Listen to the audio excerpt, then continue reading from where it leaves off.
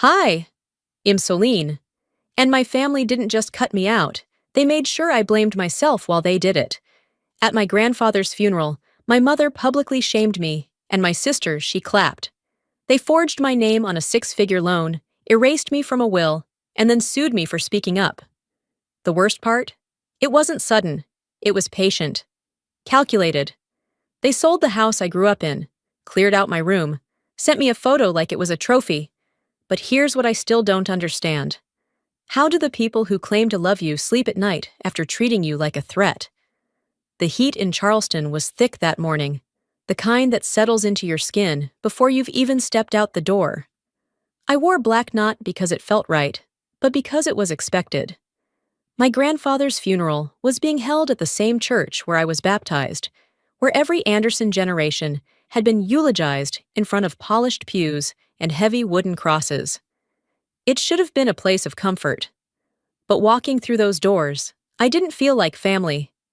I felt like furniture present, but not noticed, useful, but uninvited. The pews were packed. Relatives I hadn't seen in years leaned in close to one another, whispering. Business partners nodded solemnly.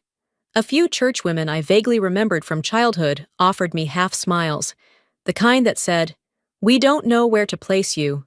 I sat 3 rows back, behind Valora. She'd positioned herself next to Mom, as always.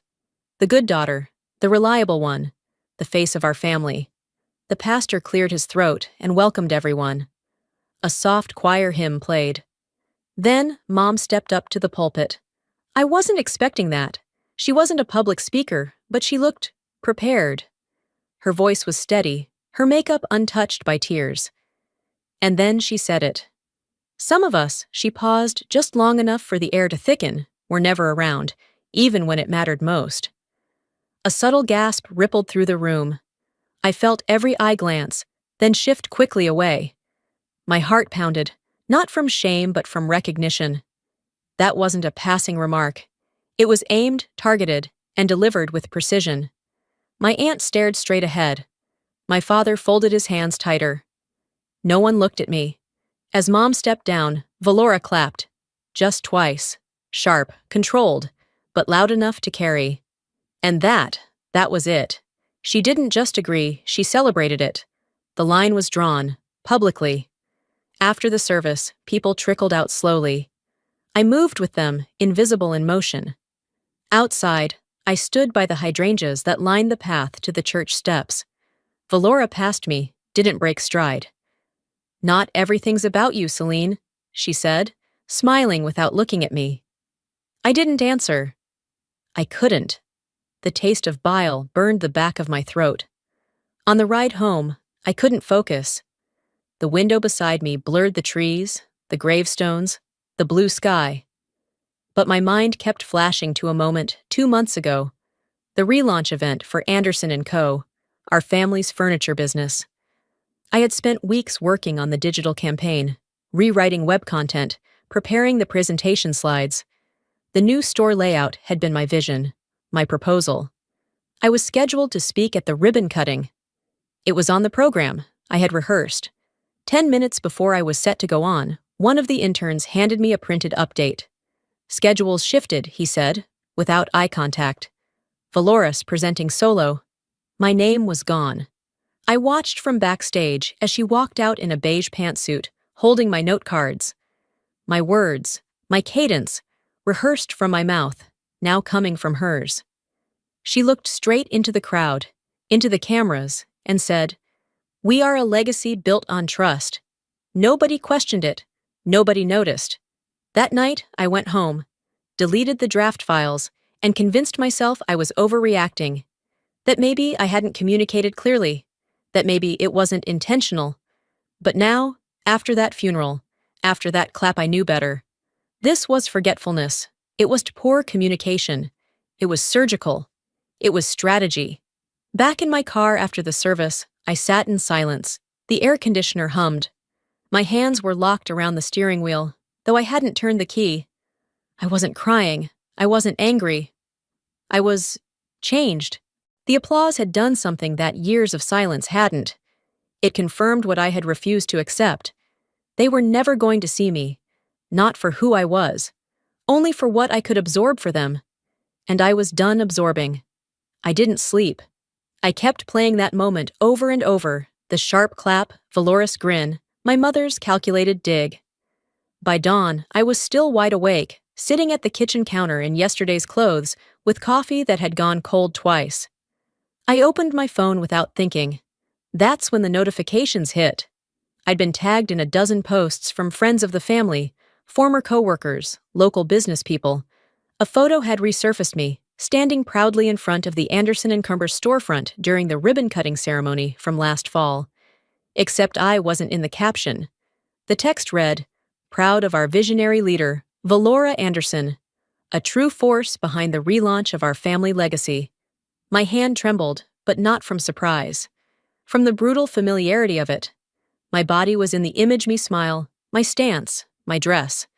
But Valora's name was stamped beneath it. Again.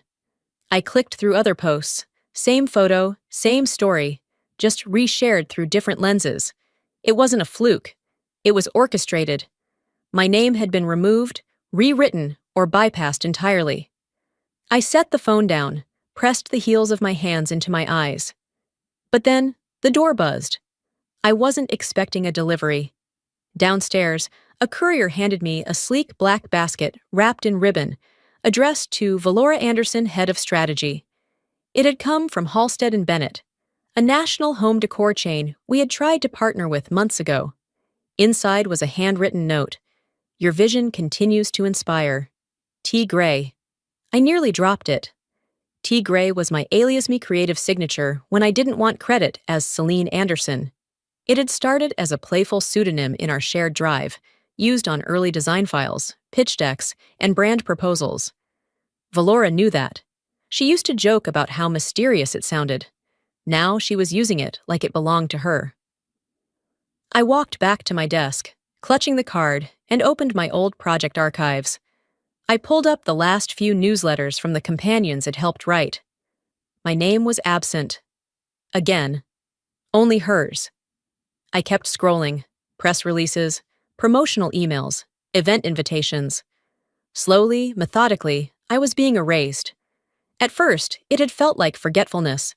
A name missed here, a photo captioned wrong there. But now I saw it differently. This wasn't about oversight. It was a strategy, a campaign. My removal wasn't incidental, it was intentional. And I'd let it happen. Valora had always been polished, poised, persuasive. She knew how to smile when cutting someone down. I used to admire her for it. Now I just recognized the shape of the blade. I remembered one conversation in particular. We were sitting at Mom's dining table, sorting through campaign timelines. I had asked gently, "Do you think it would make sense to include my byline on the next press release?" She looked up, tilted her head, and said, "You're really still hung up on credit?" Then she laughed. "Come on, Celine. We're a family, not a LinkedIn page." That moment stayed with me longer than it should have. I stood from my desk, took the gift basket, and placed it in the hallway trash chute. I didn't need the chocolate, or the lavender candle, or the note pretending I didn't exist. Then I opened a new document on my laptop and titled it simply, "Memo to Myself." I typed, "If it happens again, I confront." No more swallowing it, just to keep the peace. But as soon as I hit save, I knew the truth. The confrontation was already overdue. They hadn't just stolen my ideas, they'd constructed an entire false version of events and placed Valora at the center. She didn't earn her spotlight, she climbed into it using my shoulders, and had been complicit in my own erasure. Not anymore. I didn't want to be part of a family that needed to erase me to shine. They hadn't just erased me. They signed my name on something I never agreed to, and the bank knew. The silence I gave them for years had become their license. Now it would become my evidence. I was sipping my second cup of coffee, trying to find the strength to open emails again, when the notification from my credit monitoring service lit up. "New inquiry detected," it read, followed by a flagged alert. My pulse quickened, not from fear, but the sense that something was coming, and it wasn't going to be small. I logged into my account, heart thudding. A loan had been approved 2 months ago, 6 figures. My name listed as co-signer. I scrolled, reread, checked again. The borrower? Anderson and Co. They hadn't even changed the address. I didn't cry. I didn't scream. I picked up my phone and called the bank. It took 3 transfers before someone connected me to a loan officer who recognized the case. I kept my voice level, professional. I need to verify how this loan was signed. I don't recall ever authorizing this. She was polite. She promised transparency. She scheduled an appointment for the next morning. That night, I barely slept. The questions echoed louder than dreams. Did they forge my name? Did Valora do it alone? Did my parents know? By 9 a.m., I was sitting across from a woman in a navy blazer who had a file already pulled and waiting. "We do have your digital signature on file, Ms. Anderson," she said. "It's time-stamped from March 17th. I looked at the line she pointed to. My name, my signature, my supposed approval. But it wasn't real. "I didn't authorize this," I said. "That looks like a scan of my signature from a 2021 agreement. I never signed anything this year." She nodded, almost sympathetically. "Unfortunately, that's not uncommon in family businesses. If you'd like to initiate a fraud review—" "Yes," I interrupted. "I would." I left the bank with a hollow kind of fire in my chest, quiet but dangerous. Back home, I walked out onto the small balcony of my apartment. The sky was heavy, and so was my body. I leaned on the railing, eyes drifting toward the corner where my cactus sat. It had been with me since college, a gift from Valora, back when we still pretended to like each other. Now it was brown, wilted, almost caved in on itself. I moved closer. The soil looked off too dark, damp. I bent down. The smell hit me. Coffee. Someone had poured old coffee into the pot. Maybe it was me, distracted. Maybe not. It didn't matter. Like everything else that had once been mine, it had been quietly ruined. I set the pot aside and walked back in. That afternoon, I called my mother. She picked up on the second ring. "Hey, Mom," I said calmly. "Did you know I was listed on the business loan?" There was a pause. Then the familiar tone, soft, carefully phrased, designed to disarm. "We just assumed you'd want to help. You've always been the responsible one." That word assumed carried more weight than she knew. She hadn't asked. She hadn't warned. She just assumed it'd carry it, like always. I didn't sign it. Another pause. "Well, the company needed it, sweetie. We were in a tight spot. And you didn't think to mention it?" "It wasn't meant to upset you," she said. "Don't make this into more than it is." I didn't respond. I ended the call. My father never reached out. Valora didn't either. They stayed quiet, as if silence might count as innocence, but I was done mistaking absence for grace. That evening, I opened a private folder in my drive. I labeled it Records. I began uploading every document I'd emails with Valora, copies of the speech she stole, photos of the showroom event, the credit notice, my phone logs. I scanned every paper related to the company. At the bottom of a draft, I typed a single line. They used my name without asking. This time, they'll see what it costs. Link to next chapter. My name was never theirs to use, especially not to bury me under their mistakes. Continuing the content of the previous chapter, they hadn't just erased me. They signed my name on something I never agreed to and the bank knew. This wasn't just betrayal anymore. It was documentation. It was paper trails. It was liability. And now, finally, it was mine to hold. I wasn't clutching at feelings anymore. I was holding proof. The folder on my laptop was called Records. Plain, cold, unmistakable. Inside, screenshots, bank logs, altered permissions, and access logs from the family email account. The same account I'd built from scratch during our startup days. The same account they now used without me. I was staring at that folder, jaw clenched, when my phone buzzed. Mom calling. I hesitated. It's funny how, even after everything, muscle memory kicks in. I told myself not to care, not to answer. But habit is a harder chain to break than anger. "Your dad collapsed," she said, her voice hollow. "At the hardware store. Paramedics are taking him to Eastview Medical. No emotion, no context, just facts tossed like a headline. Before she even hung up, I was halfway to the door. The drive blurred by. I couldn't recall a single stoplight, only the tightness in my chest and the looping reel of childhood memories that ambushed me.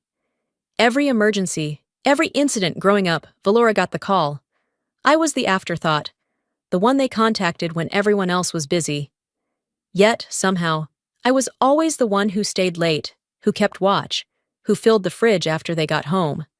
I pulled into the hospital lot and jogged through the automatic doors. "I'm here for Edward Matthees," I told the front desk, breath short.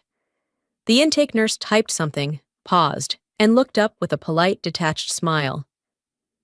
"I'm sorry, you're not listed as a primary contact. Without authorization, I can't give you any information or allow access." My mouth went dry. "I am his daughter." She nodded like she'd heard it before. "I understand. But you're not on the list." I opened my mouth to protest, but then she appeared. Valora. She walked in like she'd just stepped out of a catalog shoot.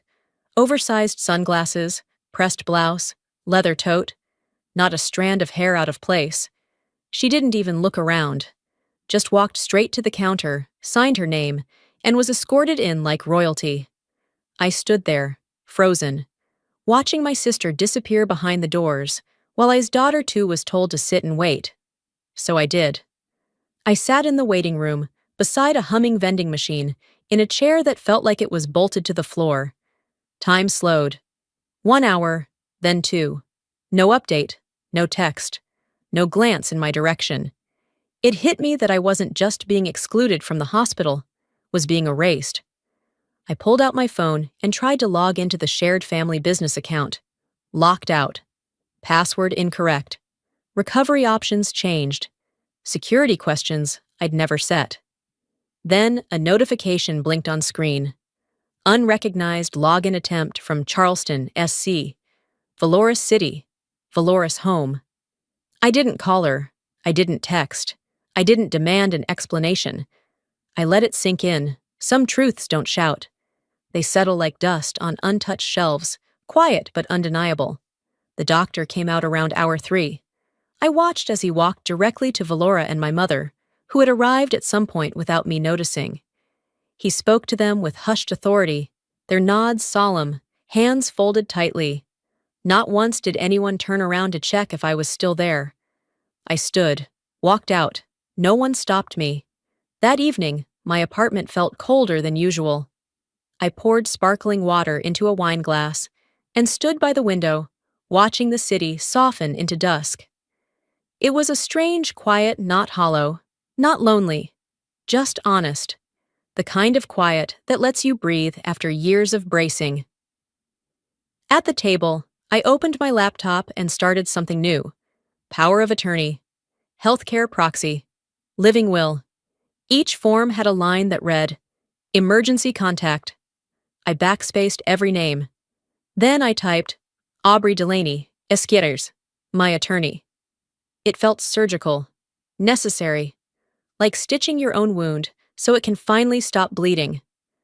I printed each form, signed them, and placed them in a labeled envelope. Then, I slipped them into my locked filing cabinet. One drawer closed. Later that night, I drove back to Eastview Knott to visit. Not for closure. I had left my wallet in the lobby earlier and needed to retrieve it. On my way out, I passed a framed family photo mounted on the wall near the elevators. It was from the 20th anniversary of our family business. I remembered it clearly. I'd driven 3 hours to make it in time. I brought the cupcakes. I had taken the group picture on my Canon. There I was, off to the side. Mid-step, blurred. Half of my face cut out of the frame. It hit me then. This wasn't an accident. It was a pattern, a plan. A decades-long erasure in slow motion. "That's fitting," I whispered. "That's always been the intention." But what they didn't realize was this. They should have been more careful before putting my name on the original business loan documents, the very ones that made the company possible. They tried to push me out of the story, forgetting I helped build the plot. And now, I wasn't just holding pain, I was holding leverage. It started with a call that came too late in the day and too soft in tone. "Dinner this Friday," my mother said. "Just the four of us. It's been too long." No mention of the loan, no mention of the hospital, no explanation. Just her voice, dipped in something she probably hoped would pass for warmth. I should have said no. I should have let it ring. Instead, I heard myself say, "Sure, I'll be there." Part curiosity, part the dangerous instinct that still wanted to believe there was something in this family worth salvaging. Friday evening, I drove across the bridge to the family home, the one Valora now called our house, though she hadn't paid a cent toward it. The lights were already on when I pulled up. Inside, the dining room was dressed like it was expecting a senator. Cloth napkins, candles, music that was just soft enough to unsettle me. Valora was already seated, wine glass in hand. She didn't stand when I walked in. "You made it," she said, like I was the guest, not the sister. Mom came from the kitchen with a roast she absolutely hadn't made herself. Dad sat at the head of the table, quiet, fork already in hand, like he was preparing for a meal and nothing else. I took the chair farthest from Valora and let my bag rest on the floor next to me. No one mentioned the lawsuit. No one mentioned the forged documents. We started with salad and the weather. Midway through dinner, my mother folded her hands and leaned forward slightly. "We've all had a tough few months. I think it's time we put this tension behind us." Valora followed seamlessly. "Agreed. This drama with the lawyer. It's exhausting and unnecessary. Let's just drop it." The pivot was so rehearsed, so transparent, I almost laughed. "This isn't about closure," I said, setting my fork down. "You didn't invite me here to eat. You invited me here to surrender." Mom blinked. Valora smiled without her eyes. "I don't want to fight," she said. "You've always been the emotional one, Celine. Let's be practical." Practical. That's what they called it when they rewrote history and handed me the cleanup bill. I reached into my purse, pulled out a printed page, and unfolded it slowly. "Do you want to know what practical looks like to me?" I placed it on the table between the wine glasses. It was a scanned copy of Grandpa's original will, the one I'd received anonymously weeks earlier. My name was on it, listed clearly, specifically. Celine Anderson Strategic Asset Transfer, 25% shares. Valora didn't touch the paper. Mom's face stayed carefully neutral, but her hands tightened around her napkin. "You changed it?" I said. "Or you let someone else do it? Either way, you erased me from more than a dinner table." Mom sighed like I was being difficult. "Your grandfather wasn't in his right mind when he first drafted that." "So you decided he didn't mean it?" I asked. "Or you just decided it was easier this way?" No answer. I stood up slowly, my voice level. "If any of you attempt to exploit my silence again, I won't just defend, I'll expose. I have documentation, timestamps, and a memory that works just fine." I pushed my chair in. "Enjoy dessert." I left the will on the table and walked out without looking back. They smiled over dessert while their knives were still wet. The next morning, I opened my front door to a legal envelope and a war they thought I'd never fight. It was thick, too formal for junk, and too heavy to ignore. The return address read Grayson and Baxter, LLP. My gut told me exactly who had sent it before I peeled the flap open. Inside, a complaint, filed officially, naming me as the cause of reputational harm and financial interference.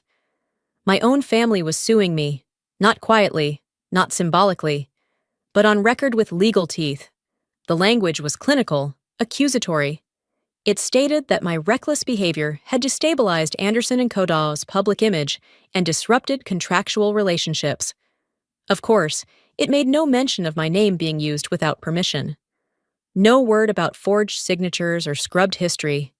They had turned the mess they made into a weapon and pointed it at me. I stood in the hallway, barefoot, robe still on, rereading that letter under a cold slice of morning light.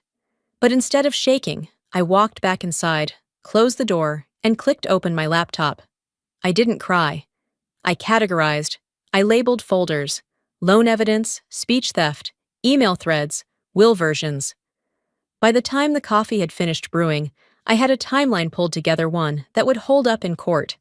Every missed message, every deleted reference, every document with my name attached to their work. No more assumptions. No more hoping they'd fix it. I printed the bank's fraud report, saved a screenshot of my name still visible on the loan account metadata, archived copies of emails showing who last edited the marketing pitch. It was Valor always Valora.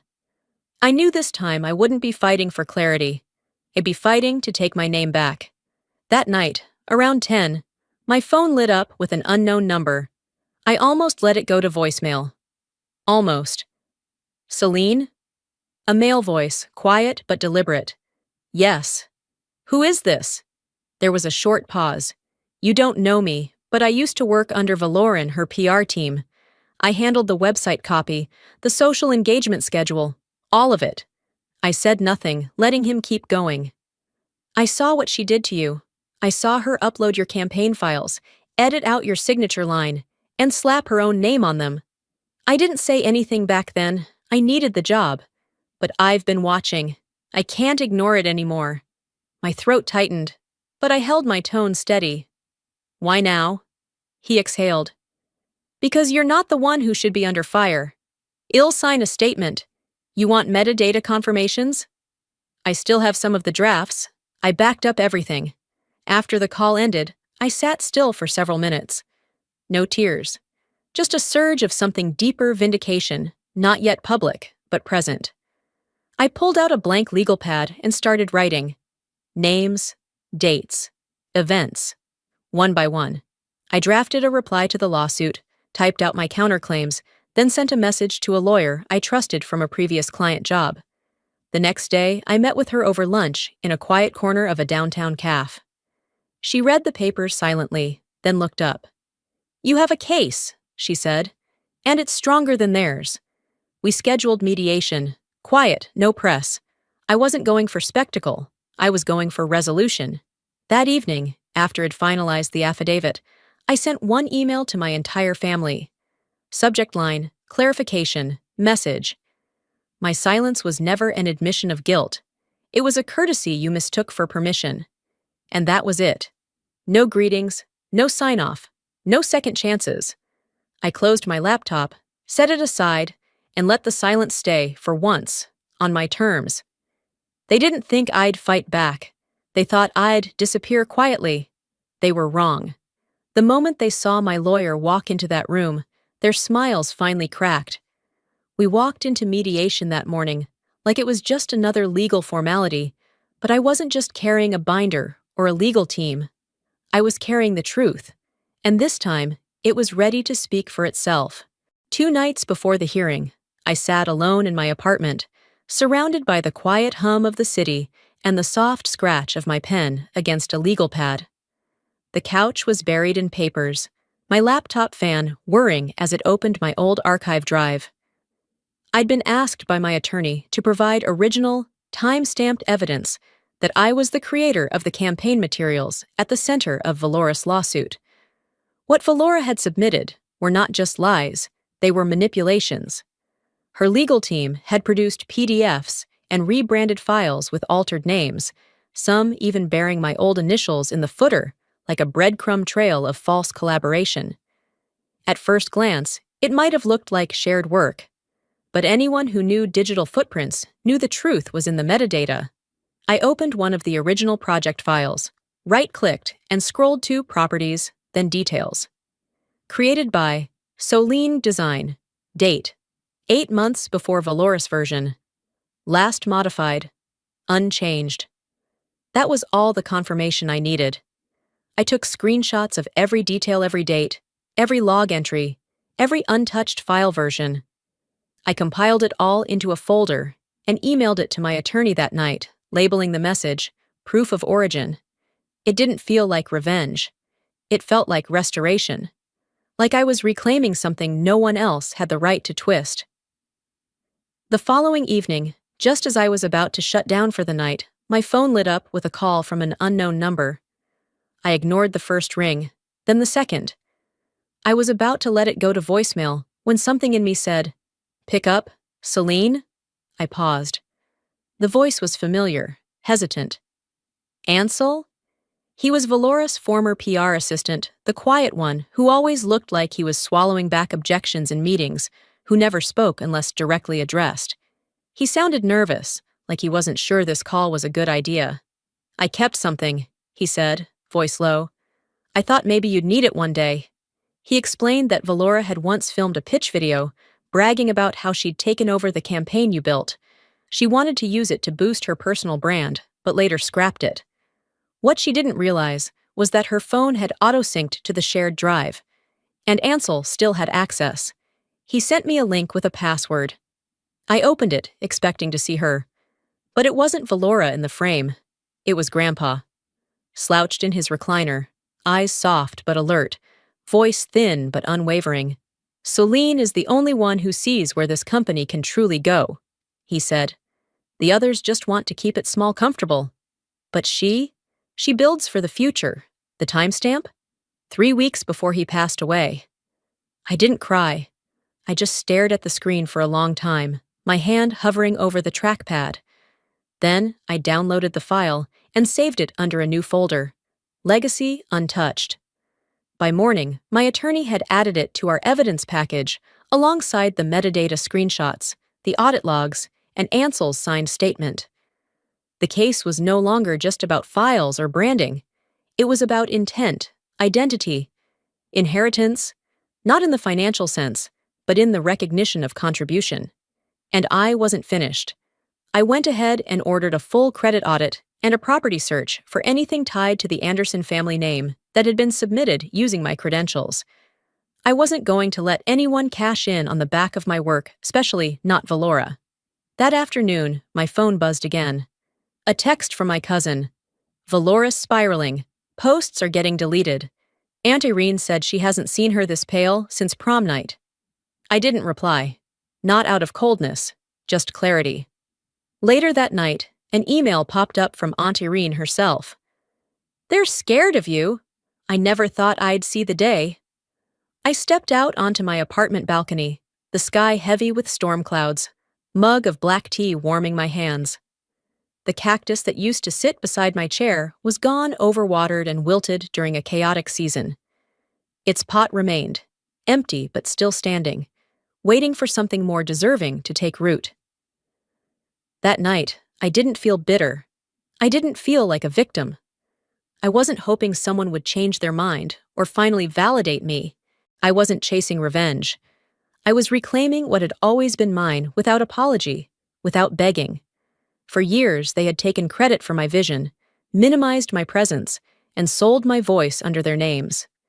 Now, piece by piece, I was taking it back, starting with my name. They spent years taking credit for what I built. Now, I was about to take everything back, starting with my name. The mediation wasn't held in a courtroom, but it might as well have been. A sleek law office in downtown Charleston, all glass and stone and cold coffee in untouched mugs. Valora arrived 15 minutes early, in a cream blazer and heels too loud for the carpet. Her lawyer followed closely behind, clutching a binder thick with motions and mock humility. I sat across from them, silent. No makeup, no performance. Just a gray sweater, jeans, and the only binder that mattered me. Each tab labeled, Truth. We started without pleasantries. My lawyer led with the timeline. Not accusations, just facts. Metadata from project files showing my authorship. Version histories that couldn't be altered. Server logs. Then came the video. Grandpa's voice echoed from the conference room speaker. If this company ever thrives again, it'll be because of Celine. Valora's fingers tensed around her pen. Her attorney reached to mute it halfway through. The mediator stopped him. When the video ended, no one spoke for a beat. Then, my lawyer slid across Ansel's signed declaration. Another piece of truth, small, but irrefutable. The mediator skimmed, then looked up. We need to consider Celine's counterclaim before moving forward. Fraud, identity misuse, reputational harm. Valora's lawyer leaned in, voice lowered. We'd be willing to discuss a quiet resolution. I didn't flinch. This isn't about quiet. The mediator paused the session, stepped out with the attorneys.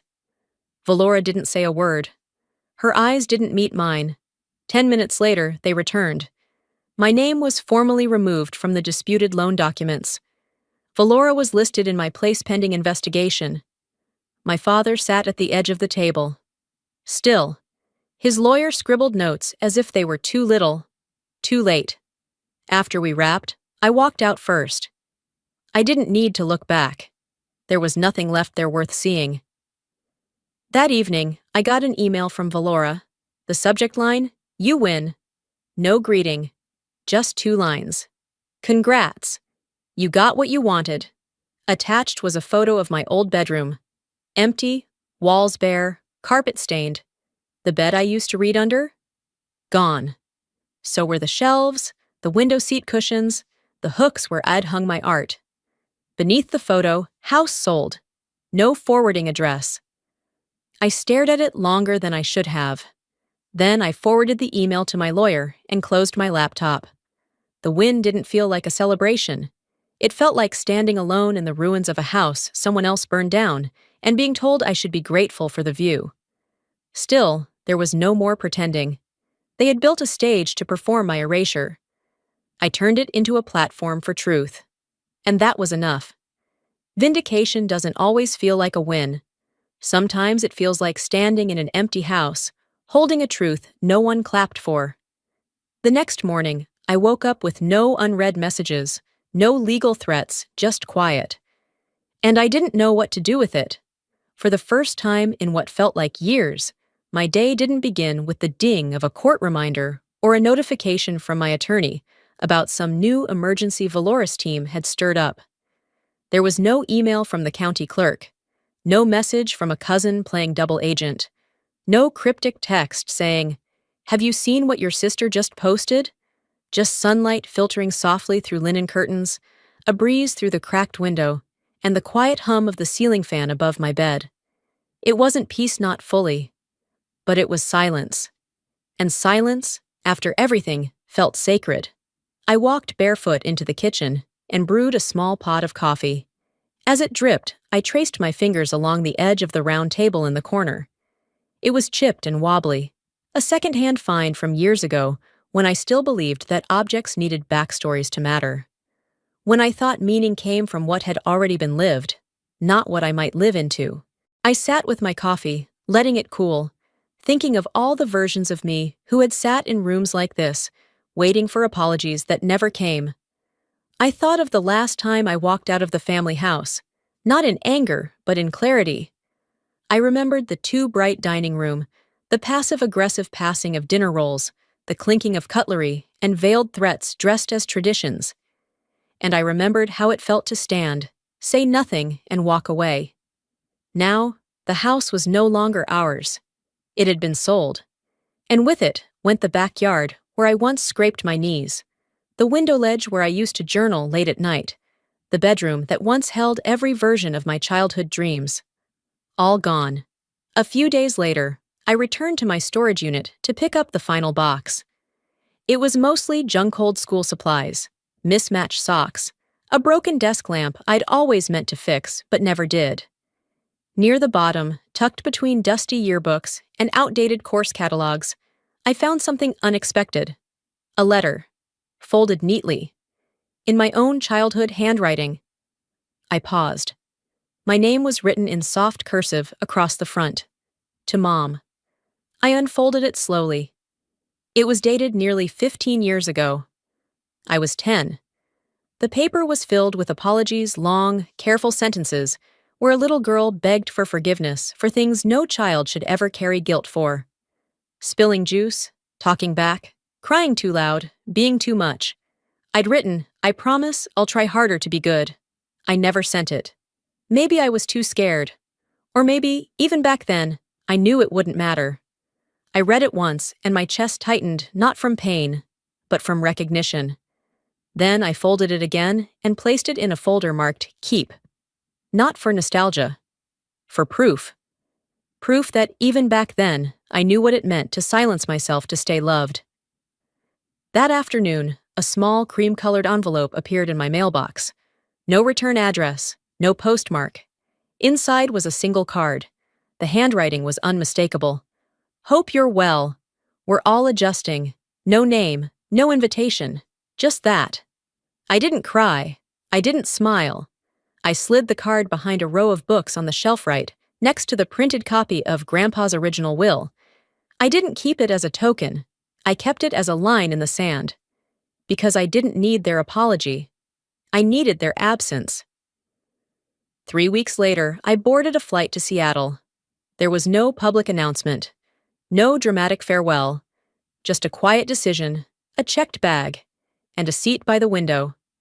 A new consulting role waited for me there. New city, new skyline, new timeline.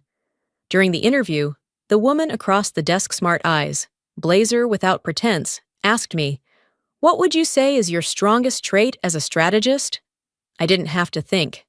Boundaries. She tilted her head, then smiled like she knew exactly what that cost to learn. That's rare. Now, on my final morning in Charleston, I drove to the shore. I stood by the waterline, the wind tugging at my coat, waves brushing the sand with slow persistence. I closed my eyes and thought about the girl who used to come here with Valora-skipping stones, arguing over sea glass, begging for attention in the only ways she knew how. That girl had learned to shrink herself into silence, to trade her voice for a place at the table, to twist her boundaries into apologies. I whispered goodbye to her, not out of regret, but out of gratitude. She carried me through more than I realized, and I had finally learned to set her down with love and walk forward. I didn't need closure. Closure was their word, their excuse. I didn't need reconciliation. I needed autonomy. I needed to live in a world where my name was mine again. They blamed me. She clapped. I left. And this isn't the beginning of the end. This is the end of the beginning. Looking back, I realize now that sometimes the most powerful thing you can do is walk away, not in anger, not in fear, but in clarity. When I stopped begging to be seen and started believing in the value of my own voice, everything changed. I didn't get the apology I once longed for. I didn't get justice in a way that makes headlines, but I got my name back. I got my peace. If you're watching this and you've ever felt invisible in your own family, I hope you hear me when I say, you are not the problem for wanting respect. You're not difficult for setting boundaries. And choosing yourself does not make you selfish, it makes you free. What about you? Have you ever been the one who walked away from a family that didn't choose you back? Or maybe you stayed. What helped you find your strength? I'd love to hear your story in the comments. If this video resonated with you, if it touched something in your heart, drop a 1 in the comments or share where you're watching from. And if it didn't connect with you, I'm open to hearing that too. Let me know why and where you tuned in from. Don't forget to subscribe to the channel for more true stories like the stories that speak to the quiet battles we fight and the strength we often forget we have.